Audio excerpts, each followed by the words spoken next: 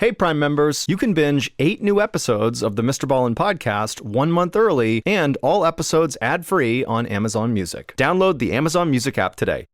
Today's podcast will feature 2 camping horror stories. The audio from both of these stories has been pulled from our main YouTube channel and has been remastered for today's episode. The links to the original YouTube videos are in the description. The first story you'll hear is called Kevin O'Keefe, and it's about a man who goes camping in a totally remote park in Alaska. And the second and final story you'll hear is called The Broken Tent, and it's about 4 teenagers who go camping in a forest in Finland, but on the first night, someone or something pays them an unwanted visit. But before we get into today's stories, if you're a fan of the strange, dark, and mysterious delivered in story format, then you've come to the right podcast because that's all we do, and we upload twice a week, once on Monday and once on Thursday. So, if that's of interest to you, please offer to change the oil in the Amazon Music follow button's car, but after draining it all out, go ahead and replace it with horse manure. Okay, let's get into our first story called Kevin O'Keefe.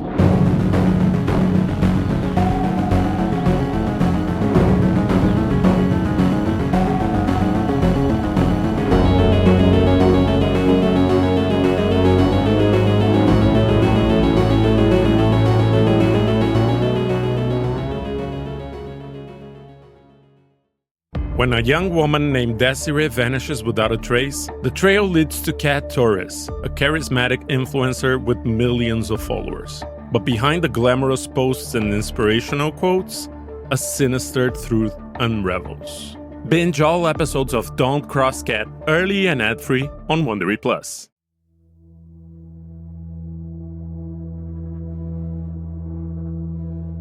In 1985, Kevin O'Keefe was a 36-year-old outdoor enthusiast that lived in Sacramento, California. He loved being out in nature, going hiking and camping, and in fact, he had always wanted to go camping in Alaska.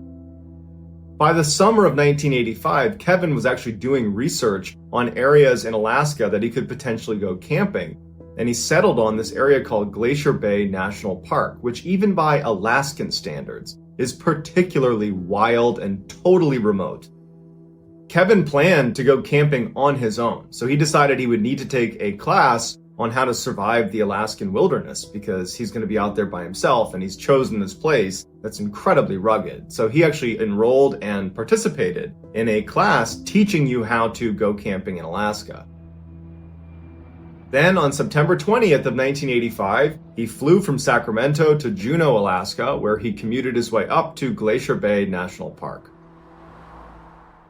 When he arrived at the park's headquarters, he went up and introduced himself to the park rangers that were working there. He told them he'd be over near the Wolf Point area, which was an area right against the water, and he said he was going to be here for about 3 weeks. He planned on leaving on October 10th.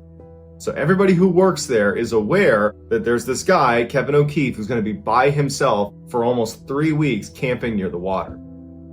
No one in Kevin's family or any of the park rangers heard from Kevin for the next couple of weeks. But the whole point of this trip was basically to escape reality and go live in nature for a few weeks, so no one's raising any red flags.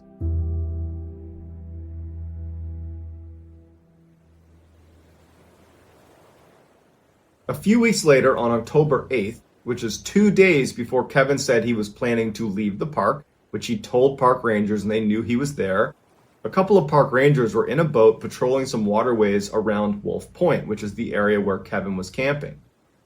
The rangers decided to take a bit of a detour to get inside of Wolf Point and actually check in on Kevin and just see how he was doing, because they knew he was out here by himself. They're making their way down, and as they turned this last corner where they could finally see Kevin's sight, immediately they knew something was wrong. The first thing they noticed was Kevin's tent was not in the area that it was supposed to be in. There was kind of a designated spot on the soil where you'd place your tent, but his tent was actually down a few meters on this beach that butted up against his campsite, and some of his gear was outside of his tent. Not strewn everywhere, but outside of his tent, like you had placed it outside.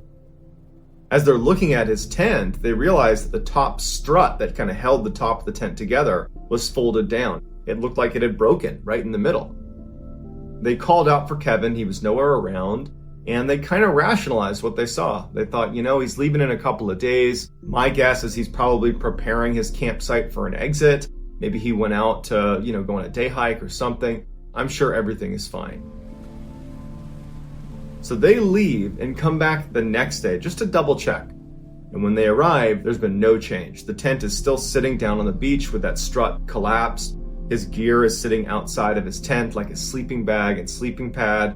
It's clear that Kevin has not been to this campsite since the last time they saw him, which was 24 hours earlier. So now they're outright concerned and they decide to launch a search for Kevin. They began flying little airplanes over the area where Kevin's campsite was and the surrounding areas. No sign of Kevin. They brought ground searchers with dogs onto his campsite. They're looking everywhere. No sign of Kevin, but they did discover at his campsite that virtually all of the equipment you would expect to be at a campsite in Alaska of someone who's staying there for a few weeks, well, it was all there. He had his backpack fully packed as if he was going to go on a hike. It had food, it had extra clothes and water. It was all packed right up against a tree. All of his sleeping equipment and his cooking equipment. And oddly, there was lots of food that Kevin still had left at his campsite that was out in the open. And no animals had touched it, which is a complete anomaly. As they began searching the outer areas of his campsite, dogs were able to locate Kevin's boots, his glove liner, and his hat. They were tucked away in this gully about a half-mile away from this campsite. They were not visible to the naked eye. It took dogs finding it to locate these items. After finding these items, the early speculation was it looks like Kevin was attacked by bears or some other predator. But the park rangers, who knew this area extremely well and had seen other bear attacks, said, I don't think this is a bear attack because there's no sign of a death struggle anywhere at his camp.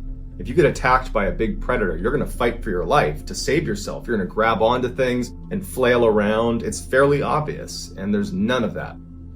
There's also no blood or remains or any indication that someone was hurt in this space. And if an animal had come into this camp and attacked Kevin and eaten Kevin, they certainly would have taken the food that was out and about in the campsite, but none of the food was touched. As the investigation continued, rangers would say how strange it was that no wild animals are coming into this campsite. There's no activity, there's nothing in the area. It's like the animals are staying away from Kevin's campsite. When they couldn't find any sign of Kevin, the investigators went to speak with Kevin's family and asked them, did he have any signs that he was looking to end his own life? Do you have any information you can give us about him? And they said, no, he was really happy, well-adjusted, excited about this trip. He had taken a class to prepare himself for this trip. He told us that he planned on taking a couple day hikes, but no overnights. And he had no plans to meet other people while he was there. He was just looking to be on his own in nature. But after just a few days, they had to call the search off because there was no sign of this guy. He was just gone. Knowing that all of Kevin's gear was still located at his campsite means he did not leave to go on one of those day hikes that he had told his family that he might be going on. Because going into the wilds of Alaska without your gear is a death sentence. So Kevin must have been at his campsite when something horrible happened to him. But we know it wasn't an animal attack because there was no sign of that and no animals were coming near this campsite. So if it wasn't an animal attack, then what was it that caused his tent to shift down to the beach and have his gear strewn about on the sand and have his boots and glove liner and hat be located a half-mile away in some gully? And where's Kevin?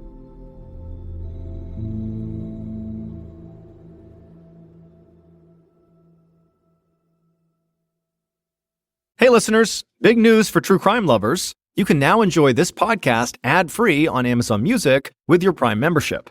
Listen to all episodes of my podcasts, MrBallen's Medical Mysteries and MrBallen's Strange, Dark, and Mysterious Stories, along with a huge collection of top true crime podcasts, completely ad-free.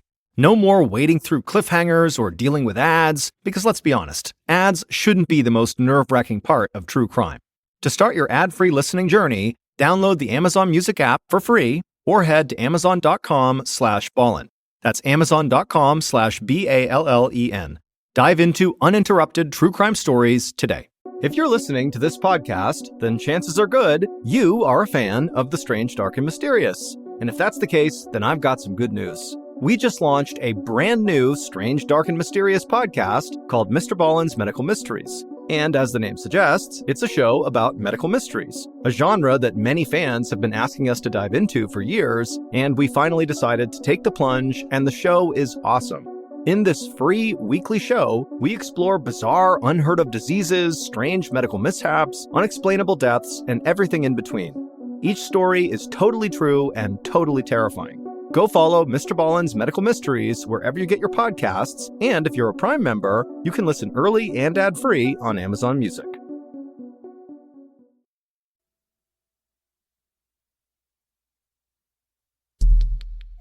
The next and final story of today's episode is called The Broken Tent.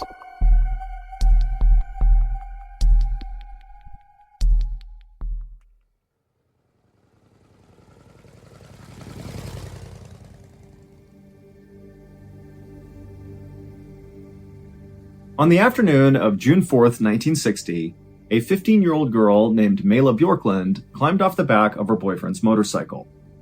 Her boyfriend was an 18-year-old named Nils Gustafsson, and this couple had just driven 18 miles from the city in southern Finland where they lived to get to this beautiful forest and lake where they, along with another couple, were going to go camping. The other couple, who was still a few minutes behind them, was Nils's best friend, Seppo, and his girlfriend, whose name was Anja. As Nils parked his motorcycle, Mela looked out over the lake, and she saw it was totally beautiful, the forest completely wrapped around the lake, and there were all these people out on the lake, boating and swimming and having a great time. But despite all these people here, to Mela, it still kind of felt very quiet and peaceful. This didn't feel like a big touristy destination, it really felt like they were out in the wild.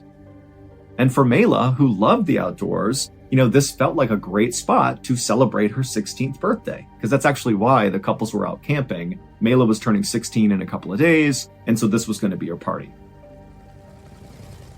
Just then, Mela heard another motorcycle approaching, and she turned around and she saw it was the other couple. It was Seppo who was driving, and Anja was right behind him.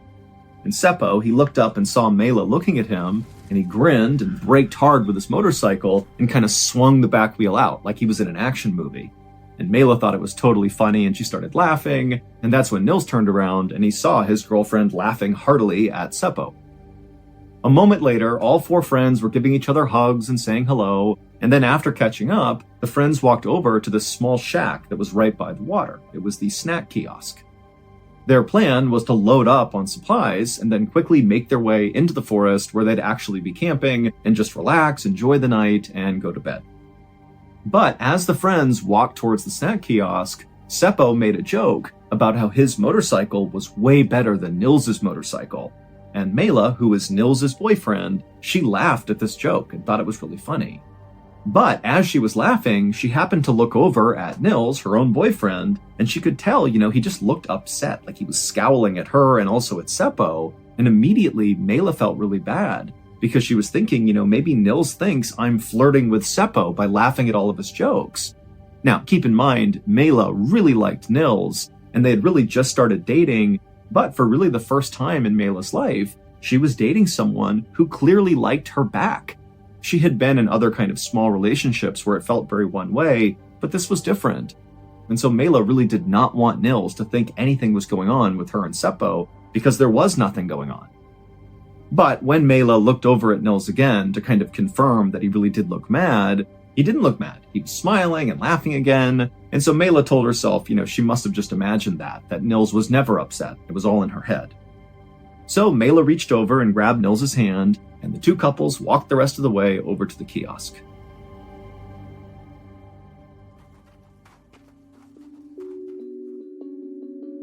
The snack kiosk was really just this little shack right near the beach, and then behind the shack was a small house where the owners of the snack kiosk lived. And as soon as they got up to the kiosk, Mela noticed the woman who was manning the kiosk had her back to them and didn't seem remotely interested in turning around and helping them get what they needed. And so Mela was just like, okay, hey, excuse me, we just want to buy something. And the woman at this point, she whipped her head around and she looked at Mela really angrily and just said, "What do you want?" And Mela, who was totally taken aback by this, she kind of mumbled an apology, not really even sure if she did something wrong or not, and then she asked the woman if they could just get a couple of beers and sodas and they'd be on their way. And as this is happening, Seppo and Anja, who were right behind Mela, they were just giggling the whole time. Because this woman's behavior was so bizarre and so unexpected, they just couldn't help themselves. So as the teenagers are giggling, this woman is bending down and getting the sodas and beer, and she's huffing really angrily like this is such a huge inconvenience, and then she just slammed them up on the counter. As the woman was punching in the total into the cash register, Mela found herself looking over at the house behind the shack where this woman presumably lived, and Mela noticed there were all these empty beer bottles that lined the front railing of the house. And so Mela figured, maybe this was a clue as to why this woman was so hostile. Any household that produced that many empty beer cans likely was not a very happy place to live. And so finally, the woman in the kiosk gave the teenagers their total, at which point Nils stepped forward and he actually paid for the stuff instead of Mela. And then as Nils and Mela grabbed the things they bought and were about to turn and leave, the woman in the kiosk kind of cleared her voice and she asked them, hey, are you camping out by the lake? And to Mela, it seemed like this woman was suddenly being really nice, maybe as a way to kind of make up for how rude she was when they first walked over. And so Mela put on a smile and told this woman that, we're staying out by the lake. We're really excited about it. Thanks for asking. But the woman did not seem happy to hear this. Instead, the woman kind of scowled and then told them that they better set their tent as far away from here as possible. None of the teenagers had any idea how to respond to this. So they just kind of stood there, and there was this really intense, awkward silence for a moment, and then the kiosk lady just began literally shooing the teenagers away, telling them to go, get out of here. And so finally the teenagers did turn around and started walking, but after walking pretty far away from the kiosk, they heard the kiosk woman yell out at them one more time. She basically yelled at them that her and her family had already had lots of trouble with wild teenagers in the past, camping out around this lake. And so now she and her husband were totally sick of it. And so after the kiosk lady yelled out this final comment, Seppo and Nils and Anja, they just started laughing because it just seemed so absurd how disrespectful and awful this woman was being, to the point where it was comical. But Mela, she didn't think it was funny. She seemed mean and very angry, and it totally freaked Mela out. But just a couple of minutes later, the teens were back at their motorcycles, and Nils and Mela hopped on one, and Seppo and Anja hopped on the other, and then they began driving down this wooded path that would take them to their campsite.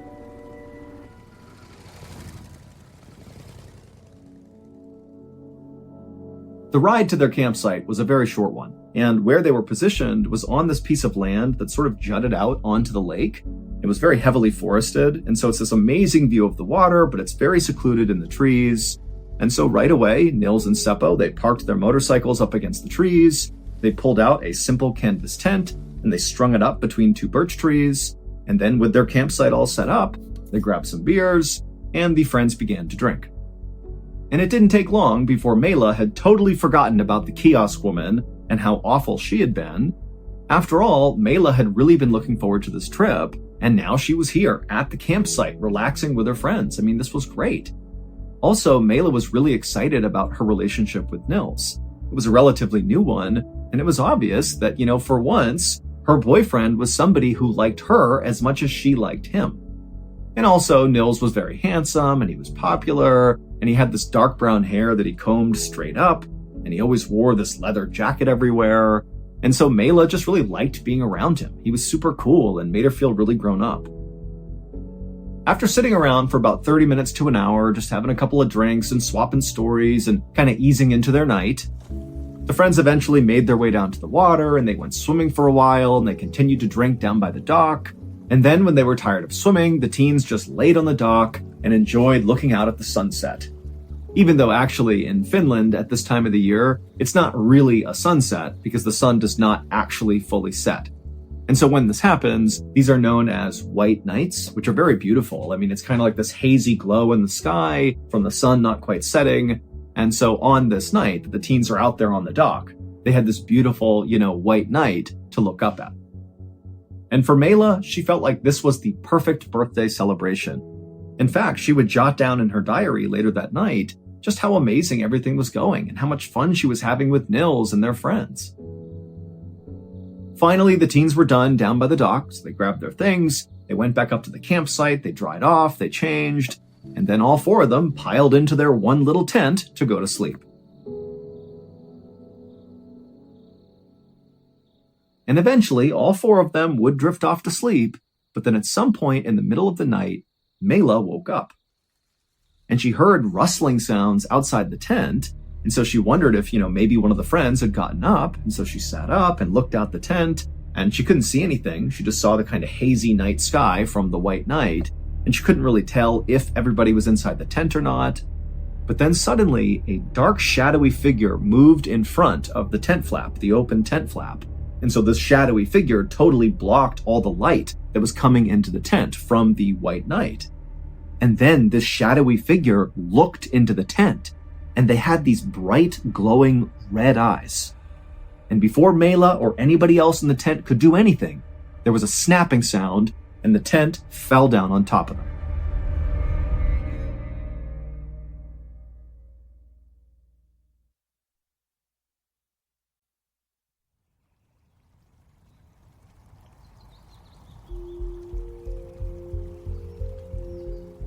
The next morning at 6 a.m., two boys who were not in any way connected to these four teenagers were at this lake. They were over to the side doing some fishing, and they were looking kind of out generally in the direction of where the four teenagers had stayed the night before. And this particular day, the lake was not remotely crowded like it was the day before. Basically, it was a ghost town. And suddenly they saw emerge from the forest, basically where the teens had camped, was this young man with blonde hair who was just running away from where that campsite was. And so these boys just stared for a second at this random guy with blonde hair running away from the campsite until the boys lost interest and just went back to fishing. As the morning wore on, more and more people came to the lake, but nobody made their way out to the campsite where the teenagers had been the night before. That is, until a father and his two sons decided to head out that way to go to that dock to go swimming. And so this father and his sons began walking on the same wooded trail that Nils and Seppo had driven their motorcycles on to get out to that camping site, and he eventually makes it to the clearing in the forest where this campsite was, and right away he spots what looks like a crumpled heap of canvas kind of sitting between two trees, and he couldn't really tell what it was. And so the father walked a little bit closer to investigate, and eventually he realized what they were actually walking up on, at which point he threw up a hand to stop his sons from going any closer, and he turned around and he told his kids, "We have to leave right now." And so the father and his sons, they run back up that trail, they find a phone, and they call the police.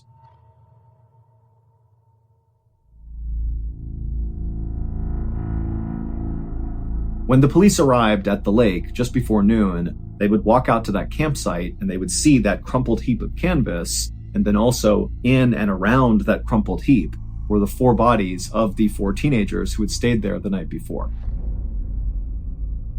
Anja and Seppo had not even made it out of the tent. They had been beaten and stabbed to death basically through the canvas fabric. Mela did manage to get out of the tent, however, she did not escape. She was kind of laying on top of the tent, and she had broken bones, and it would turn out she was stabbed a total of 15 times, and some of those stabs came when she was alive, and some came when she was dead. And then laying next to her was the body of her boyfriend Nils, and he was basically unrecognizable. His head had been beaten to a pulp. As officers descended on the scene and began rifling through the teenagers' backpacks and different belongings, one officer knelt down near all the victims to look more closely at each of their injuries. And as they were looking at each of the victims, they suddenly heard this gasping sound. It's very faint, but they could definitely hear it. And to their shock, Nils, so Mela's boyfriend, he suddenly opened his eyes and he looked up at this officer. He was still alive. And this officer who's seeing this, who was totally convinced Nils was dead, as everybody else was at first unsure what to even do. But then a second later, the officer stood up and began screaming for a medic. After Nils was taken away in an ambulance, the different investigative teams that had descended on the scene began going over the evidence and different things they had found, and pretty quickly, the general feel amongst all the investigators was this crime scene does not make any sense. There were some things missing from the crime scene that seemed to indicate this could have been a robbery, like missing wallets and missing watches. But there were other things that were missing that just didn't really make any sense to have been taken. Like, for example, the 2 motorcycles that the boys drove in, they were still there, parked up against the tree. But their keys were gone, so why steal the keys and not take the motorcycles? And then also, Nils's prized leather jacket and his shoes were also missing. These were not particularly valuable. I mean, they might have been emotionally valuable to Nils, but they certainly were not valuable enough to warrant a robber, killing people to get their hands on them. So eventually, the police actually called in the military to come into the forest and help with the search. And when the military arrived and began fanning out all around this huge forest, they would make a really big discovery. They would find Nils's shoes. And these shoes were speckled with blood, and it was clear from the bloody tracks nearby that the killer must have, at some point, put these shoes on at the campsite and then walked away while still wearing them, and then ultimately, ditched them 500 meters away underneath that pile of leaves.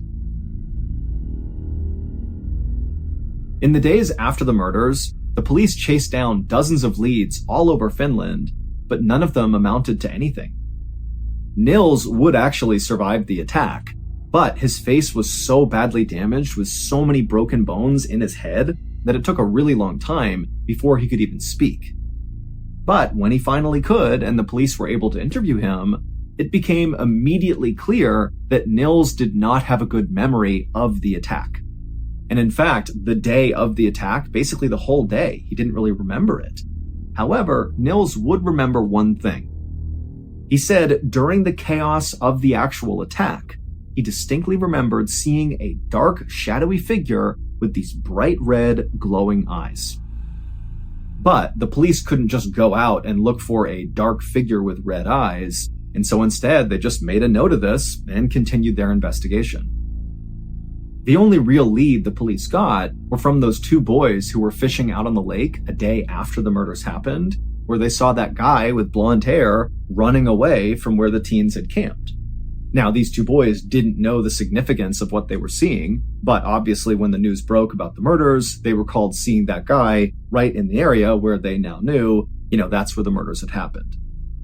And so the police created a composite sketch of, what the boys thought they saw, this blonde guy running, and they would send this sketch all over Finland, and they would ask people, to come forward if you've seen this guy.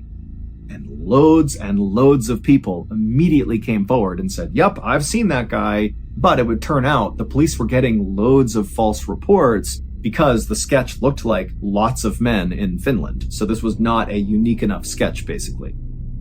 However, there was one tip that came into police that did really stand out. The day after the murders happened, a man named Hans Osman checked into a hospital located about 13 miles away from where the lake was, where the murders happened. And this guy Hans, when he checks into the hospital, he starts complaining of having these really intense stomach pains. But the doctors don't believe him because Hans actually just appears to be very drunk and very aggressive. First of all, he looked exactly like the police composite sketch of the blonde running guy. Like he was that guy. And also, Hans was filthy. He was covered in dirt and mud, and there was all this dirt kind of embedded in his fingernails like he had been digging with his hands. And he also had all these red stains all over his clothes that he refused to explain. And so eventually, one of the doctors called the police, and when the police interviewed Hans, they would discover that he had a history of violence, and he also said he used to be a member of the Nazi Party, and he also was a member of the Russian secret police, and all of this just seemed like a lie, but basically he seemed like a very erratic and unstable person. But Hans had a rock-solid alibi. On the night of the murder, Hans was located in a city about 15 miles away from where the murders happened, at his girlfriend's house with his girlfriend and also his girlfriend's sister and brother-in-law. And so as much as they wanted Hans to be their guy, the police learned, obviously he's not. And this was basically how the entire investigation went. The police would interview over 4,000 people, but despite all that, they still could not figure out who did this. And so slowly, the case went cold. And that was it for 44 years. Lots of theories, but not one suspect. But then, in 2004, prosecutors made a stunning announcement. They said the killer was Nils Gustafsson, the 18-year-old boyfriend of Mela, who was the only one who survived the attack. And the prosecutors pointed to two pieces of evidence to support this theory. The first piece of evidence was there was this woman who was staying out at the lake on the night of the murders, not far from the teenagers' campsite, who remembered overhearing two men really aggressively fighting before the murders ultimately happened. Prosecutors hypothesized that what that woman overheard was Nils and Seppo fighting with each other. That Nils was mad at Seppo about something to do with Nils' girlfriend, Mela. Perhaps he really was upset that it seemed like Mela was flirting with Seppo, and so Nils felt betrayed, but, something was happening there where these two young men were fighting over a girl. In the prosecutor's eyes, this would also explain why Mela had been stabbed so many times. That basically Nils must have been so furious about whatever was happening between Mela and Seppo, and then, his rage took over and he really took it out on his girlfriend. The second piece of evidence the prosecutors used to support this idea that Nils was the killer were Nils' shoes, which were found under those leaves about 500 meters away from their campsite. The prosecutors said there was blood on the shoes, but not in the shoes. And none of the blood that were on these shoes belonged to Nils. And so prosecutors say that shows Nils murdered his friends while wearing his shoes and then, ran away from the campsite and ditched those shoes to hide them, underneath those leaves. And then he came back to the campsite and inflicted those horrible injuries on himself to make it seem like he also had been attacked. So in the end, Nils, 44 years after the fact, got arrested for these murders. And at the time he was arrested, Nils was 62 years old, he was working as a bus driver, and he was married with kids. But at Nils' trial, he absolutely maintained his innocence and did not waver from his story one bit. He basically said, look, I can't remember all the details of that day. I don't remember the attack very well. I don't really know what we did leading up to it, what happened after it. But what I do remember is I saw a dark, shadowy figure with glowing red eyes. That's all I remember. And the jury completely believed him, and he was easily acquitted, and in the end, Finland would even give him a huge monetary settlement for his mental suffering.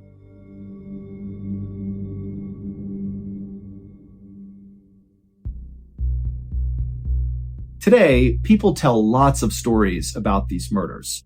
I mean, the lake itself where this happened, Lake Bodom, is now completely famous for these murders. People go there just to be in the same place where these teens were killed. But a lot of the stories that circulate about these murders are so far-fetched that they just do not seem believable. Like suggesting that the campsite was cursed and that, the ghosts of murdered campers attacked the teens. It just does not seem like a viable theory. Other stories that circulate are really intriguing, but they don't really get you anywhere. Like periodically there's this photo that will circulate on the internet, and it's a picture of the crowd at one of the teens' funerals, and in the middle of this crowd is this guy whose face looks identical to that composite sketch of the running blonde man. And in fact, people have come out and said he looks exactly like that guy Hans Osman, who had shown up in the hospital, the day after the murders with the dirt and what looked like blood all over him, but he had that alibi. And so that picture makes its rounds on the internet and everybody gets jazzed up and says, there he is, that's the guy who killed the teens. But no one's ever been able to actually identify that person, and so it's gone nowhere. But there is one story that circulates about these murders that a lot of people believe is the truth. When the teenagers were killed, there was a 55-year-old man named Carl Valdemar Gillstrom who lived right on Lake Bodom. And Carl had a reputation for being really nasty and sometimes even lashing out at the campers who stayed in this area. And in fact, Carl would often get drunk and literally go and attack the other campers. He would cut down their tents in the middle of the night, he would throw rocks at their campsite, and then one time, He even fired a gun at a camper who was riding past him on a moped. He missed, but this guy is an absolute nightmare. And so after the murders happened, locals who knew about Carl immediately went to police and they were like, that's the guy who very likely did this. This is totally something he would do. But when police went and tried to speak to Carl, they wound up speaking to Carl's wife, who was the kiosk woman. The woman who was so nasty to the teens when they first arrived and basically told them to get away. Yeah, so the police talked to her, and she would tell police that Carl was with her and her kids when the murders happened. And so the police believed her and never really considered Carl a serious suspect. But in the Lake Bodom area, when people heard he was not being looked at closely, people felt like this was a huge mistake. But 9 years after the murders, so at this point the case is totally cold, Carl is having a drink with his neighbor out near the Lake Bodom area, and as they're just sitting there having drinks, relaxing, Carl winds up admitting to the neighbor that he was the Lake Bodom murderer. He literally said to his neighbor, "Don't you understand that I'm the murderer of Bodom?" And the neighbor apparently was so caught off guard and so horrified by this that they said to Carl, "Well, if that's the truth, you should go drown yourself." And then the next day, where was Carl found? Out in the lake, drowned, right near where the teens had been attacked. Now, the police were never able to actually figure out if his death was accidental, or if he had done it to himself, or if somebody else had done it to him. But that's the story, and lots of people believe that Carl was so racked with guilt over what he had done that he did what his neighbor suggested.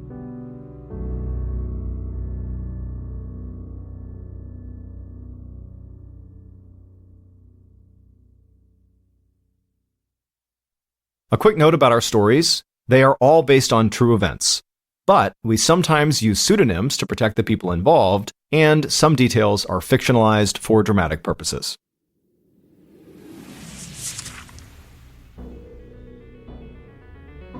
Thank you for listening to the MrBallen podcast. If you enjoyed today's stories and you're looking for more bone-chilling content, be sure to check out all of our studio's podcasts. There's this one, of course, the MrBallen podcast, and there's MrBallen's Medical Mysteries, Bedtime Stories, Wartime Stories, Run Fool, Redacted, and Late Nights with Nexpo. All you have to do is search for Ballen Studios wherever you get your podcasts. To watch hundreds more stories just like this one, head over to our YouTube channel, which is just called MrBallen. So that's going to do it. I really appreciate your support. Until next time, see ya.